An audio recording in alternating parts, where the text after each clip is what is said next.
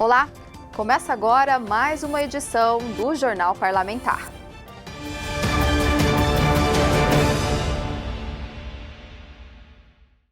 Os deputados estaduais definiram os blocos parlamentares e a liderança do governo na Casa de Leis. No 13º mandato, o deputado Londres Machado, do PP, assume essa responsabilidade. Com seus mais de 40 anos de vida pública, em seu 13º mandato, o deputado estadual Londres Machado, do PP, é o novo líder do governo na Casa de Leis. Esse era o único cargo que o parlamentar ainda não havia ocupado. Londres Machado já presidiu a Assembleia Legislativa por 7 vezes, além de ter exercido outros cargos da mesa diretora. O parlamentar participa do Legislativo Estadual desde a Assembleia Constituinte e conquistou 11 mandatos consecutivos. Como líder do governo, o decano destacou que irá defender a união entre os poderes. O trabalho nosso será esse, de ser um líder para conciliador. Eu sou um líder, ser um líder não para brigar com ninguém, para atender, para levar para o governador as reivindicações, para aprovar os projetos, para discutir. Nós teremos vários projetos que vêm aí. Então, nesse momento, eu acho que eu estou aceitando essa missão no melhor momento da minha carreira, de aceitar um cargo que eu não tinha aceitado ainda. Eu tenho certeza que terei, em primeiro lugar, o apoio de Deus, que nunca me faltou, e o apoio dos companheiros, dos colegas, que com muitos eu convivo há muitos anos. Vossa Excelência, além de líder do governo, é o líder de todos nós. Se nós prestarmos atenção no silêncio do plenário na hora que o senhor começou a falar, por si só é o que representa a palavra de Vossa Excelência nessa casa e no Mato Grosso do Sul. Então, parabéns ao governador Eduardo Rida, e eu tenho certeza que o governo ganha com isso e os deputados vão ganhar muito com o trabalho de Vossa Excelência no governador. Cumprimentar o governador Rieder pela sua capacidade de entender o momento e escolher o deputado mais importante, mais experiente que essa casa tem para ser seu líder. Ninguém chega a 13 mandatos por acaso. Ou é muito serviço prestado, cumprimento da palavra, honrando o compromisso. Então, é toda uma história, uma referência e um legado. Ninguém chega e substitui a presidente desta casa por 7 vezes, por várias delas exercendo interinamente o governo do Estado. O deputado Pedrocian Neto, do PSD, foi quem fez o convite ao decano e juntos ocupam os cargos de líder e vice-líder do governo. O experiente e sangue novo. Essa é a característica desse governo, a busca de conciliar, às vezes, antagonismos, buscar harmonia, buscar unidade, buscar o debate democrático que engrandece. Eu quero dizer que eu serei um soldado, não apenas do governo, mas do Mato Grosso do Sul. O deputado Márcio Fernandes foi escolhido para liderar a bancada do G10, composta pelos partidos MDB, PL, Podemos, Republicanos, PP e PSD.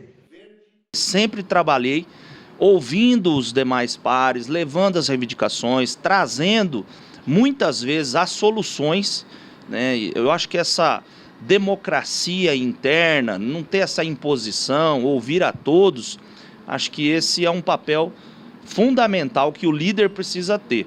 Já o outro bloco será composto pelos partidos PSDB, União Brasil e PDT, tendo como líder o deputado Jamilson Nami e a vice-líder a deputada Lia Nogueira, ambos do PSDB. O líder da bancada do PT será o deputado Amarildo Cruz, o vice-líder, o deputado Zeca do PT. Já os deputados Lídio Lopes, do Patriota, João Henrique Catan, do PL e Rafael Tavares, do PRTB, ficarão independentes.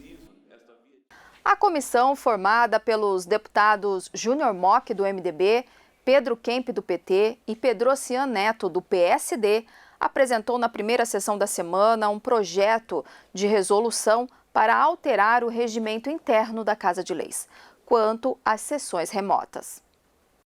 O deputado Júnior Mock apresentou o projeto de resolução hoje durante a sessão, na sessão de terça-feira, e vai falar um pouquinho. Deputado, parece que o projeto tem uma diferença aí em relação à sessão virtual, explica bem, a presença virtual, específico em relação a esse tema que surgiu durante a pandemia, a questão da sessão ser virtual para que os trabalhos continuassem.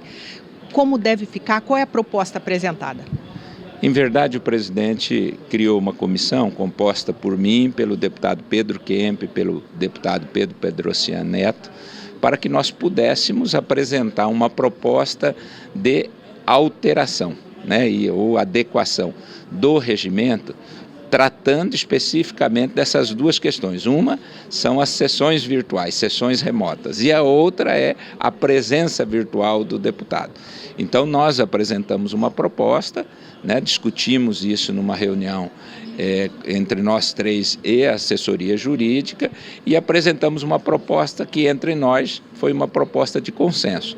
Nessa proposta, nós estamos colocando que as sessões serão presenciais, admitindo-se a possibilidade da sessão remota nos casos em que seja impossível a presença do parlamentar. No caso, como exemplo anterior, numa pandemia ou numa situação de calamidade pública que impeça o parlamentar de estar aqui presente. Esse é em relação à sessão remota. Em relação à presença, o parlamentar poder participar de uma sessão não estando fisicamente aqui na casa e no plenário.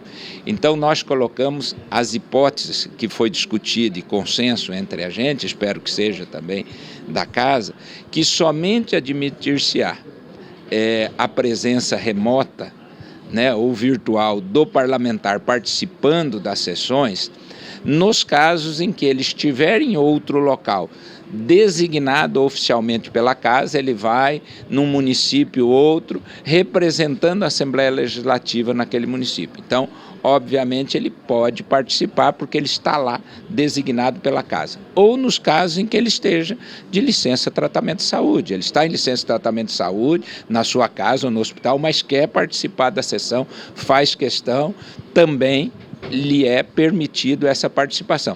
E essa participação vai se restringir à ordem do dia, Ele não pode participar nem do pequeno, nem do grande, nem das explicações pessoais. Pequeno expediente, grande expediente e das explicações pessoais. Na ordem do dia que ele pode, obviamente, votar, manifestar seu voto e tudo de forma virtual. Então, apenas nessas condições. Por se tratar de um projeto que altera o regimento, o próprio regimento prevê que a alteração dele só pode se dar com a proposição de, no mínimo, 1/3 do número dos deputados. Então, esse projeto, para tramitar agora, ele precisa ter, no mínimo, 8 parlamentares subscrevendo ele, no mínimo, pode todos, Então, por isso, nós entregamos à mesa, cumprimos a obrigação que nos foi delegada de elaborar uma proposta, a fizemos, entregamos ao presidente, que vai, obviamente, convocar os parlamentares para que eles discutam, aqueles que entenderem, que possam assinar e concordam com a proposta apresentada, assinam, vai tramitar o projeto. E, obviamente, o projeto pode sofrer emendas, alterações, e a casa vai votar depois. Por enquanto, nós fizemos aquilo que nos foi delegada a missão, que é apresentar uma proposta para a gente poder tratar especificamente das sessões virtuais e das presenças virtuais. Reativação da Frente Parlamentar em Defesa da Cadeia Produtiva da Pesca é solicitada pelo deputado Amarildo Cruz, do PT. O repórter Gustavo Fax traz mais informações.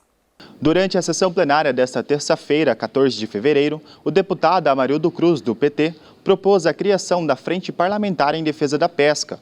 O deputado destacou que o objetivo da proposta é o de garantir a regulamentação, fiscalização e o de ouvir a população ribeirinha sobre as suas necessidades. Se você parar para pensar, por exemplo, quantos itens que são comercializados, fabricados, vendidos, estão ligados à pesca.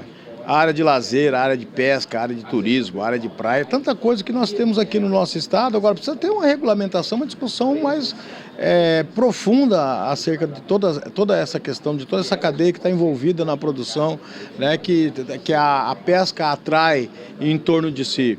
E, obviamente, que esse é o objetivo da Frente Parlamentar, discutir a cadeia produtiva como um todo, mas ela começa com a atividade da pesca, como pescador, né? Preservação, regulamentação do estoque pesqueiro, pesca e solte, fiscalização, piracema, período que se pode e que não se pode pescar, aqueles que sobrevivem disso, o que podem capturar, o que é pesca e solte, o que realmente ele pode comercializar. É uma legislação muito complexa e as pessoas são muito humildes, nem sempre elas entendem isso. E nós precisamos fazer isso de uma forma que eles possam primeiro ser ouvidos, entender, participar e a gente ter a responsabilidade de garantir para eles um futuro. Juntos somos mais fortes. Essa foi a mensagem do presidente da Assembleia Legislativa de Mato Grosso do Sul, o deputado Gerson Claro, do PP, ao abrir os trabalhos da semana com a acolhida aos servidores da Alemes. A Casa de Leis, por meio da Escola do Legislativo Ramos Tebet, realizou nesta segunda-feira, 13 de fevereiro, um evento de acolhida voltado para os novos servidores e parlamentares da 12ª Legislatura. Esta é a primeira vez que a escola, que integra a estrutura do Parlamento sul-mato-grossense, conta com presidência parlamentar. Até então, a entidade era conduzida por um coordenador. A deputada Mara Caseiro, presidente da Escola do Legislativo, falou sobre o encontro, que visa apresentar as principais áreas e suas atribuições. A Escola Legislativa, nessa acolhida que ela faz hoje, que principalmente para os novos assessores, né, dos novos deputados que estão chegando agora, é para entender um pouco como que funciona a casa, como é que funciona uma Assembleia Legislativa, quais que são as competências de cada secretaria que nós temos dentro da casa, né? Então é mais para realmente dar um norte para esses assessores que estão chegando. O presidente da Alemes, deputado Gerson Claro, deu as boas-vindas aos servidores e destacou que a escola tem como uma das diretrizes manter o diálogo e a contínua formação do seu quadro de colaboradores. O assessor jurídico Anderson Martini de Almeida está animado com a receptividade e com os desafios propostos pela nova gestão. Essa acolhida representa o começo do trabalho dos servidores. Nós temos aqui servidores já antigos, né? Mas há uma troca na direção da casa e, por conseguinte, algumas direções da casa também acabam trocando e há aí novas ideias, novos projetos, questões a serem implementadas. De tal sorte que esta oportunidade, esta recepção que se faz, né, permite já uma projeção dos trabalhos que virão. Ao mesmo tempo em que, tendo a casa novos parlamentares, tem novas equipes, novos servidores que estão chegando aqui pela primeira vez. À frente da Secretaria de Recursos Humanos da Casa de Leis, Marlene Figueira, falou da expectativa na acolhida aos novos servidores após a pandemia de Covid-19. A gente está muito feliz porque agora nós podemos trabalhar mais abertamente, acabou a pandemia, né? Então a gente está muito feliz de fazer essa acolhida e de ver que agora nós vamos poder fazer os cursos através da Escola do Legislativo, está mudando a estrutura, né? A deputada Mara é presidente, então a gente acredita que reforça mais as atividades, né? E nós, no Recurso Humano, ficamos muito felizes porque a gente recebe esse pessoal novo, cheio de energia. Um dos palestrantes, Dr. Fábio Camilo, secretário de Assuntos Legislativos e Jurídicos, explicou para os novatos como funcionam os andamentos processuais conduzidos por este setor. A SAUGE é um grande cartório da Assembleia, ela recebe os projetos, ela dá andamento a esses projetos para que eles sejam votados e deliberados pelos deputados, tanto nas comissões como também no plenário e nas votações. Então todo esse encaminhamento é o que a gente vai dar, assim, uma pílula hoje, né? Porque é um evento de acolhida, não só a SAUGE vai falar, e também vão ser representados outros secretários. Então nós vamos passar pelo processo legislativo como um todo para dar essa acolhida e também apresentar a SAUGE, que não é só o secretário, são várias coordenações e gerências que vão dar andamento nesses processos. Confira agora a participação do deputado Pedro Kemp, do PT, no quadro Fatos e Opiniões.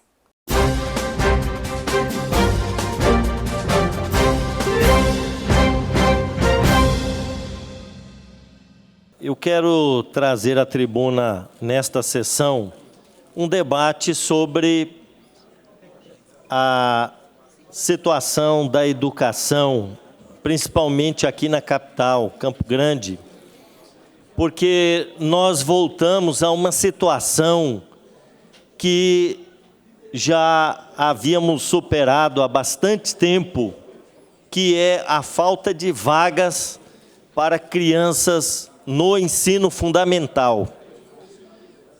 Quando eu fui secretário de Educação no governo Zeca do PT, nós acabamos com as filas nas portas das escolas. Nós implantamos a telematrícula, que é aquele sistema informatizado, e as famílias deixaram de dormir na porta do Joaquim Murtinho, por exemplo, e passaram a fazer a inscrição dos seus filhos pela internet, e as vagas todas estavam garantidas. Quero dizer que naquela época nós universalizamos o acesso das crianças ao ensino fundamental. Não havia falta de vagas nesta etapa da educação básica. Coisa que hoje causa espanto. Nós assistimos pela imprensa que 837 famílias estão procurando a Defensoria Pública porque não conseguem encontrar vagas para os seus filhos no ensino fundamental e também na educação infantil. Nós sabemos que na educação infantil ainda haverá falta de vagas, até porque o governo Jair Bolsonaro não repassou nenhum centavo nos 4 anos de administração para a conclusão de 10 CEINFs aqui em Campo Grande, que foram iniciados no governo da presidente Dilma. Nós temos 10 CEINFs, deputado Pedrocian pode confirmar isso, que tiveram a sua construção iniciada, porém não foram concluídos, justamente por falta de repasse de recursos da União para a Prefeitura de Campo Grande. Então nós temos aqui uma demanda reprimida na educação infantil. Agora, no ensino fundamental, que é do 1º ano ao 9º ano, nós não tínhamos mais problema de falta de vagas. Mas agora voltou a acontecer esse problema. Mulheres que sofreram perda gestacional podem ter novos direitos garantidos por lei. A proposta, de autoria da deputada Mara Caseiro, do PSDB, é dar apoio psicológico e até um leito reservado às mulheres. A perda gestacional ou neonatal é um dos lutos mais complexos que uma mãe e, consequentemente, a sua família podem enfrentar. Estamos falando de um momento de vida à morte. A momentaneidade da vida fica escancarada. A proximidade da morte em qualquer momento do ciclo vital expõe a fragilidade do ser humano. E a deputada estadual Mara Caseiro, do PSDB, apresentou durante a sessão ordinária desta terça-feira, 14 de fevereiro, o projeto que obriga as unidades de saúde da rede pública e privada de Mato Grosso do Sul a garantir os direitos especiais para as mulheres que sofreram perda gestacional ou neonatal. Tem que ter um tratamento diferenciado, né? Oferecer um apoio psicológico a essas mulheres, né? Até mesmo um leito separado, porque veja bem, você imagina, eu perdi meu filho, né? Eu esperava pegar ali o meu filho com todo amor e todo carinho.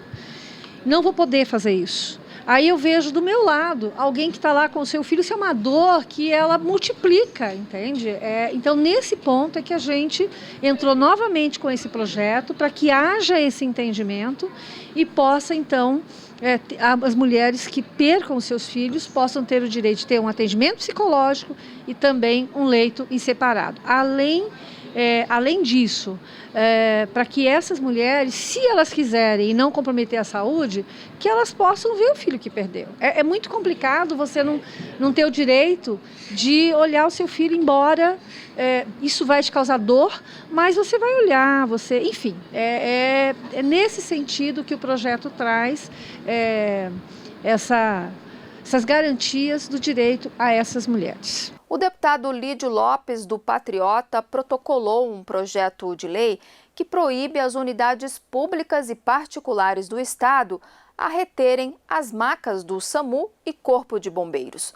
Segundo o parlamentar, essa atitude tem prejudicado a eficiência no atendimento de urgência à população.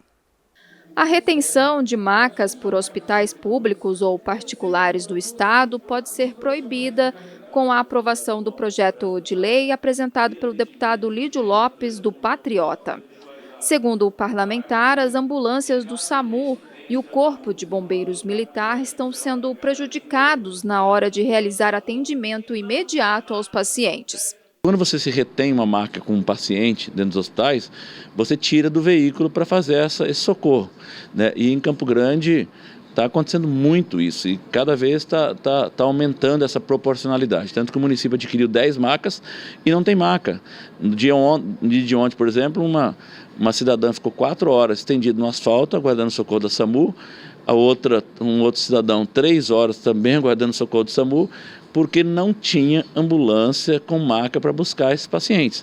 Não tem como você pegar um colchão e colocar dentro de uma ambulância e buscar, porque ele tem que ser imobilizado, tudo mais, porque depende da gravidade do acidente, da forma que ele é traumatizado. E aí essa retenção de maca está dificultando esse transporte desses pacientes para poder levar. Então, que os hospitais possam se adequar, e principalmente quando eles liberam vaga zero, não tem como eles liberar e chegar lá e reter a maca e o veículo do SAMU para atendimento da população de Campo Grande e do Mato Grosso do Sul.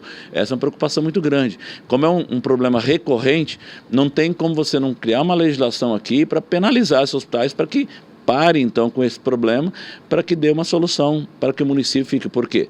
O cidadão todo reclamando e não sendo atendido porque as macas estão presas dentro das unidades hospitalares. A lei em vigor prevê multa ao infrator no valor de 100 UFERMs, o que representa em reais 4.735, até que a situação seja regularizada. Em caso de reincidência, a multa estipulada será aplicada em dobro. Tem uma penalização para que não ocorra isso. E aí o diretor do hospital ele é responsabilizado e em caso de nova ocorrência, essa penalização vai aumentando. Nós do Mato Grosso do Sul, principalmente Campo Grande, o nosso bombeiro foi referência nacional. Era 5 minutos o prazo de atendimento. Nós já tivemos um recorde aqui a nível de Brasil. E hoje a dificuldade das macas ficarem retidas dentro das unidades, nós estamos perdendo esse ranking e principalmente deixando de atender a população do nosso estado. Confira agora o quadro Fatos e Opiniões dos deputados estaduais.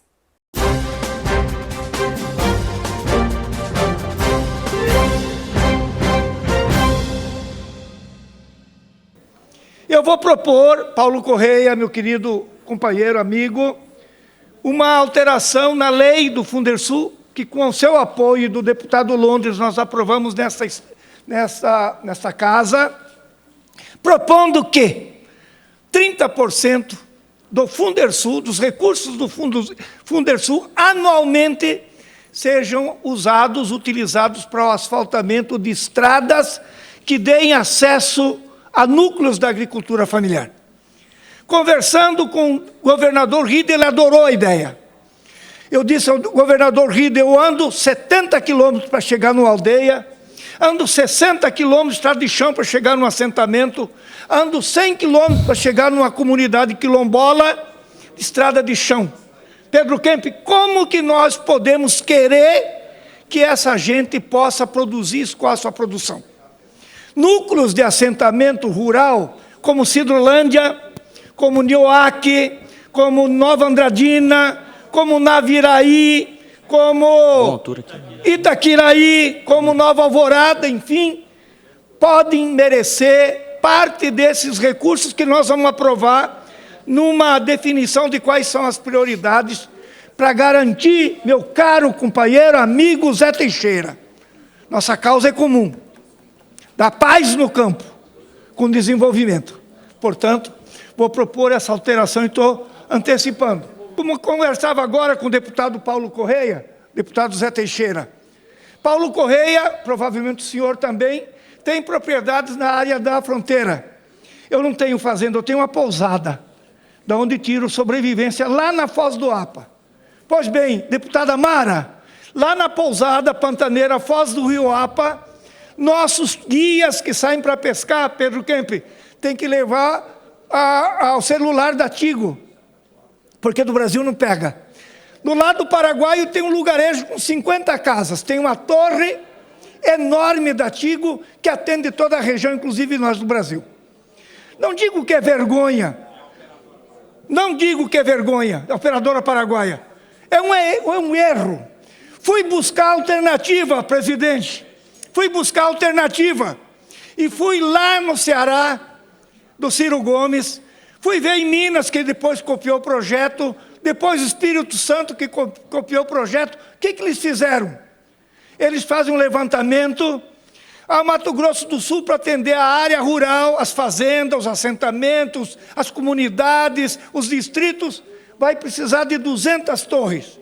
Faz uma licitação das operadoras de telefonia móvel, traz para cá, eles implantam as 200 torres, interligam o Estado, e aí eles vão descontar com incentivo fiscal do ICMS até zerar aquele investimento que fizeram. Primeiramente, eu quero falar sobre verdade. O professor Olavo de Carvalho sempre falou que moderação em defesa da verdade é serviço prestado à mentira. E antes eu quero falar algumas verdades aqui. O ex-deputado Fábio Tradi comentou em suas redes sociais, comemorando a decisão de ontem do tribunal. E eu quero dar uma resposta para ele aqui, dizer que, diferente dele, eu fui caçado no tapetão. E não fui caçado pela população sul-mato-grossense que rejeitou ele nas urnas. Também queria responder à senadora Soraya Tronic, que foi quem moveu essa ação contra nós do PRTB, uma senadora que se dizia de direita e entrou com uma ação para caçar um parlamentar de direita conservador para colocar um socialista. Isso não faz sentido algum. E, senadora Soraya, aqui no Mato Grosso do Sul, a senhora não se elege nem para síndica de condomínio mais. E não adianta mudar o seu domicílio eleitoral para Brasília, porque nós iremos mostrar quem você é para todo mundo do Brasil. Passado isso, senhores, eu quero primeiramente me solidarizar às duas candidatas do PRTB que foram punidas com 8 anos de inegibilidade. 8 anos, 2 mulheres que não poderão disputar as eleições no Mato Grosso do Sul, em nome da cota de gênero, julgadas por 7 juízes homens. Também quero parabenizar o Tribunal do Mato Grosso do Sul pela rapidez que julgaram o meu processo. Eu espero realmente que a justiça continue assim e julgue com a mesma velocidade os políticos corruptos do Mato Grosso do Sul. Senhores, vamos tomar o poder, o que é diferente de ganhar a eleição. Sabe de quem é essa frase, deputado João Catan? Do José Dirceu, líder da esquerda brasileira. É exatamente isso que estão fazendo no Mato Grosso do Sul. Estão tirando um deputado conservador eleito pelo povo do nosso estado para colocar no tapetão um deputado socialista que não foi escolhido pelas urnas.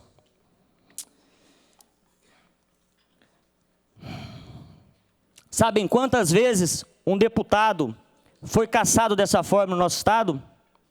Nunca. Eu sou o primeiro. Será que é porque eu não faço parte do esquema? Será que é porque eu não faço parte dos velhos grupos políticos? Será que é porque eu sou conservador e sou independente nesta casa? Se for por isso, que se esforcem para me caçar, porque eu não vou mudar.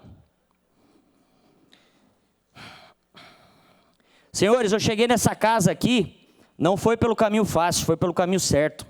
Sem dinheiro público, o partido PRTB não tinha estrutura alguma para disputar as eleições. Mesmo assim, o nosso candidato foi para o segundo turno. A minha campanha custou R$40 mil de vaquinha na internet, sem dinheiro do fundão eleitoral.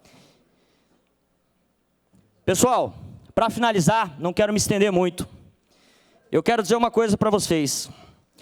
Nós vamos continuar o nosso trabalho com independência, pelo fortalecimento da direita no estado do Mato Grosso do Sul. Iremos recorrer dessa decisão equivocada do Tribunal Regional Eleitoral do nosso estado. E o meu recado para todos os conservadores sul-mato-grossenses é de que não parar, não precipitar e não retroceder. Quem dura até o final, vence. E nós vamos continuar indo para cima. Muito obrigado, senhor presidente. Confira agora o quadro Fatos e Opiniões dos deputados estaduais durante a sessão plenária.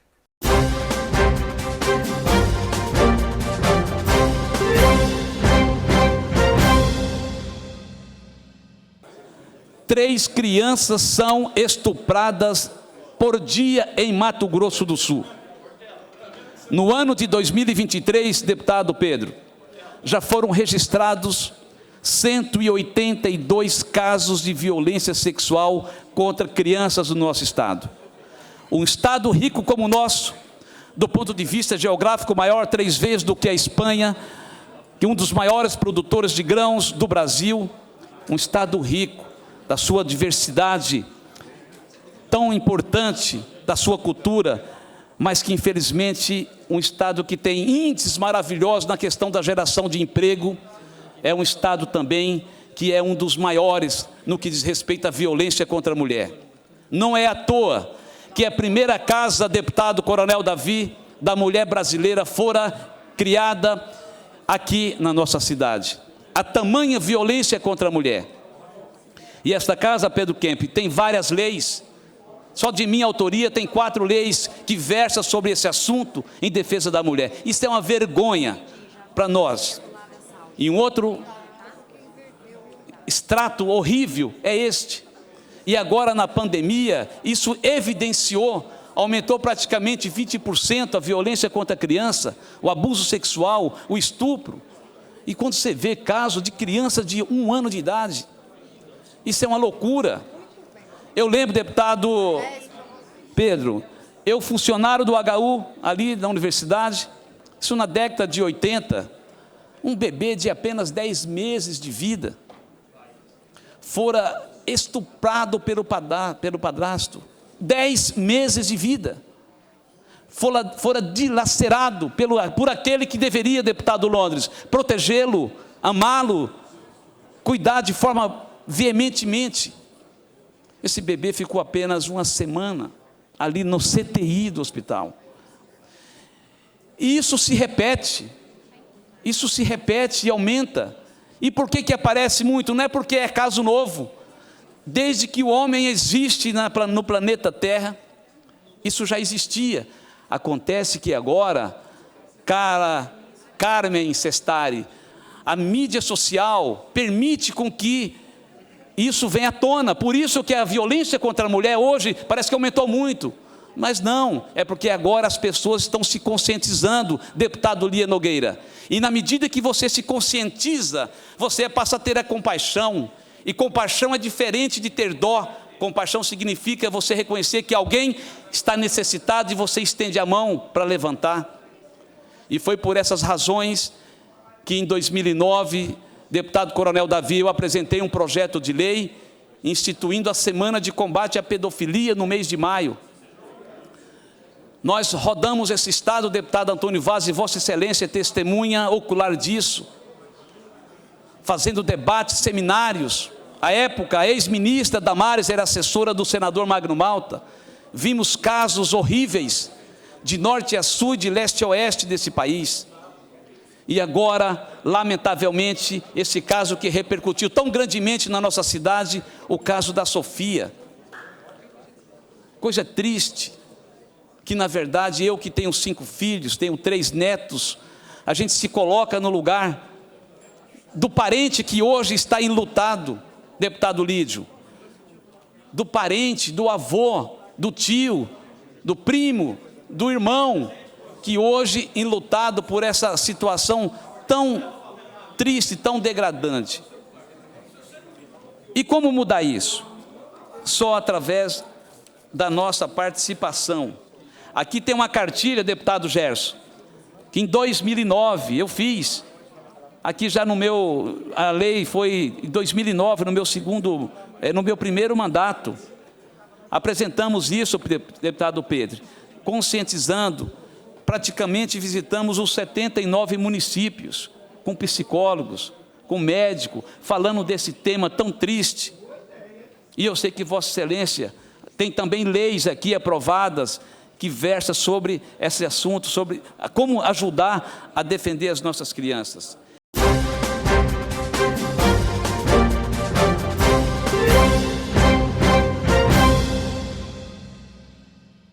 A repercussão da morte de um empresário durante a audiência de conciliação dentro do PROCON em Campo Grande motivou o deputado Pedrociano Neto, do PSD, a apresentar projeto que garante medidas necessárias para restringir o acesso de armas em determinados ambientes.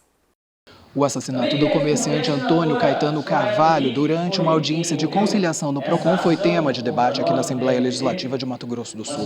O deputado Pedrociano Neto, do PSD, sugeriu um projeto de lei para limitar o acesso de armas dentro das instituições no Estado. O que nós queremos com a apresentação desse projeto? De um lado, proibir o porte de armas de fogo ou arma branca e munições dentro do ambiente do PROCON estadual e dos PROCONs municipais, e também estabelecer a obrigatoriedade do poder público instalar detectores de metais nesses locais para que seja conferido mais segurança, seja aos servidores que ali trabalham, seja aos cidadãos que estão ali tentando resolver as suas pendências. Outra proposta apresentada pelo parlamentar diz respeito às empresas públicas e de sociedade mista, assim como concessionárias de serviços públicos em Mato Grosso do Sul. Elas teriam que destinar anualmente do seu imposto de renda 1% para o Fundo Estadual para a Infância e Adolescência e outro 1% para o Fundo Estadual dos Direitos da Pessoa Idosa. Então, nós estamos apresentando um projeto de lei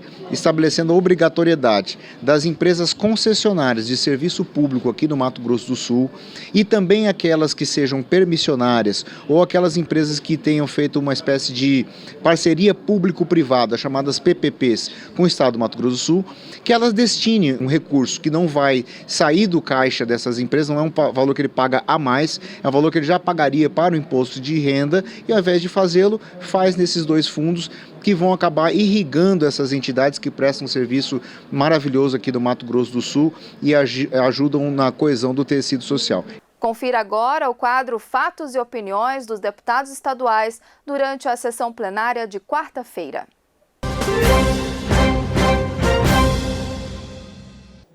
Sou nascida em Dourados, uma das defensoras também das questões envolvendo os nossos indígenas, em especial os Guarani Kaiowá. Nós temos a maior reserva do Brasil em número de índios. E nós precisamos defender os direitos dessa população também. Para que, num futuro, não nos tornemos aí destaque nacional de uma forma negativa. A questão da falta de água tratada, de dignidade, principalmente nos fundos da Bororó, é uma situação que se arrasta há mais de 20 anos. Nós temos aqui reportagens que mostram o drama das famílias indígenas. Água, parte dela contaminada, que infelizmente, aqui ó, sem água, famílias indígenas querem poço caseiro e rede da Sanesul. É um problema muito sério. E quando a gente traz isso, em pleno século XXI, deputado Lucas de Lima, é inadmissível, é inaceitável Nós temos crianças consumindo uma água que sai do córrego, lá da aldeia, uma água imprópria para o consumo. Água que essas famílias utilizam em reservatórios, deputada Mara, e que ficam dias e dias aquela água, quando chove, eles colocam aqueles vasilhames lá para poder coletar água. Eu penso que, mais do que um governo, e nós, enquanto parlamentares também, investimentos em obras imensas, no resgate da economia, nós precisamos cuidar da nossa gente. Nós temos que ter respeito, solidariedade, e é uma questão de cidadania. Nós estamos falando aqui de famílias que não têm as condições mínimas de higiene, de nada. Atualmente tomando esse tipo de água imprópria para o consumo. Tomando, deputado Zeca do PT, fazendo a comida com essa água. Essa situação é inaceitável. E nós, enquanto Assembleia Legislativa, não podemos ficar omissos a esse problema. No Mato Grosso do Sul existe uma empresa sólida e capaz de prestar esses serviços de forma eficiente e finalmente acabar com o sofrimento de famílias indígenas. Essa empresa é a Sanesul. E aí eu quero apontar aqui que foi criado um grupo de trabalho para avaliar os problemas e propor soluções. E eu entendo que a Sanesul deve assumir esse papel como contrapartida pela exploração dos serviços de abastecimento de água no Estado, em várias cidades de Mato Grosso do Sul, e Dourados é uma delas.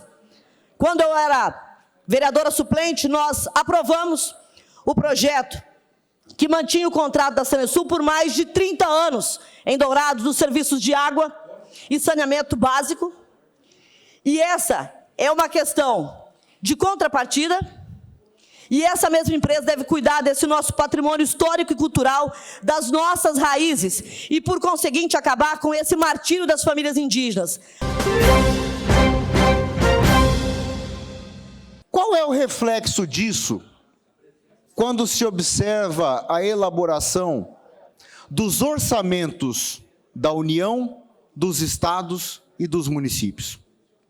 Via de regra, nós observamos um subfinanciamento da assistência social que, em raríssimas condições, ultrapassa 2% do valor orçado pelo poder público. Diante desse fato, nós vemos aqueles que militam na assistência social sujeitos a um calvário, deputada Lia, que em situações normais nós não esperaríamos. Aqueles que resolvem defender a pessoa com deficiência, aqueles que resolvem montar uma associação para proteger as crianças com síndrome de Down, ou aqueles pais que tenham um filho com transtorno do espectro autista, ou que tenham tido o desafio de cuidar de uma criança com microcefalia, com hidrocefalia, com paralisia cerebral. Esses precisam pedir favores, deputado Júnior Mock, seja para o poder público executivo, seja para os parlamentares, sejam federais ou estaduais. Eu me incomodo, sinceramente, quando eu vejo entidades da força e da importância de uma Pestalozzi, de uma PAI, de uma associação Juliano Varela, ou da instituição Renasce uma Esperança, ou mesmo aquelas pessoas que, tal como a dona Josefa, que cuida da casa da vovó Miloca, que é um abrigo que cuida de crianças sexualmente abusadas. Eu me incomodo sinceramente em ver essas instituições com pires na mão, pedindo favores a parlamentares em troca de uma emenda.